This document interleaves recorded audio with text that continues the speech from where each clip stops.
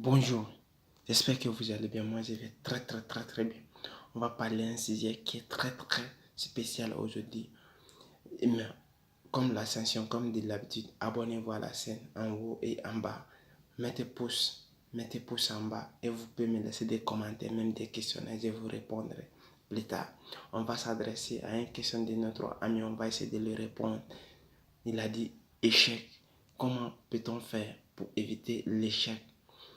Et comment peut-on trouver des solutions pour l'échec? Voici l'échec. On va parler aujourd'hui. En parlant, on va s'adresser à un grand phénomène qui a fabriqué l'ampoule. Il s'appelle Thomas Edison. Thomas Edison, il a fabriqué l'ampoule électrique à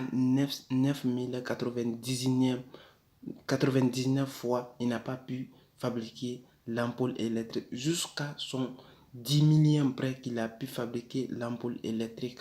Quand le journaliste les a demandé, Thomas Edison, toutes les expériences que tu as faites n'ont pas pu fabriquer l'ampoule électrique.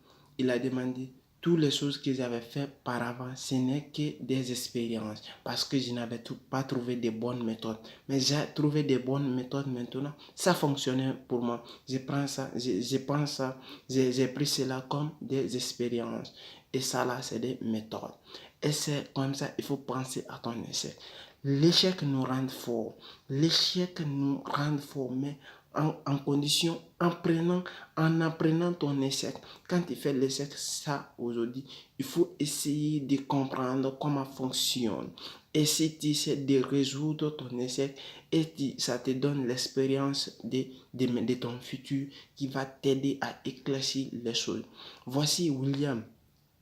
William toujours a dit, le tennisien, il a dit toujours, l'échec c'est quelque chose qui lui, quand il fait échec aujourd'hui dans quelle partie, il va chercher la cause, il va se demander pourquoi j'ai fait cela. Pour ne pas émettre cette erreur encore la deuxième fois, c'est pour cela, lui, quand il fait erreur aujourd'hui, demain, il va plus répéter la même chose. C'est pour cela, c'est comme ça, il faut faire l'échec. Il faut prendre l'échec comme une expérience qui nous aide à atteindre notre objectif. Quelqu'un qui a un succès ou quelqu'un qui a atteint son objectif, il a atteint beaucoup d'échecs, il a fait beaucoup d'échecs, beaucoup d'échecs avant d'atteindre son maturité, ce qu'on appelle son objectif. Souvent, l'échec, c'est quelque chose qui est totalement une personne qui veut avoir des succès. Tu n'as pas besoin d'avoir peur de l'échec.